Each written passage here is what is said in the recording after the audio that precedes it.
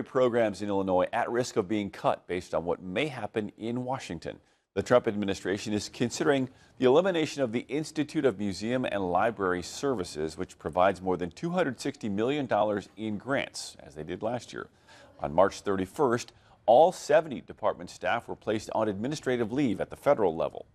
At Peoria's public library, a $13,000 grant helps run their 20-year-long Project Next Generation at the Lincoln Branch, which teaches kids STEM skills.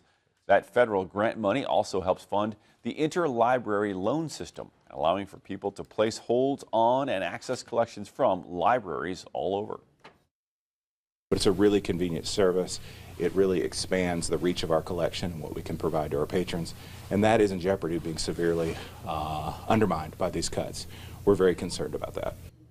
And Mr. Yelverton there says around 25 kids use the Project Next Generation program each year, and they've helped over 500 kids learn new skills. He says if the funding is cut, they would try to downsize the program rather than cut it, as well as create their own interlibrary loan system on a more local scale.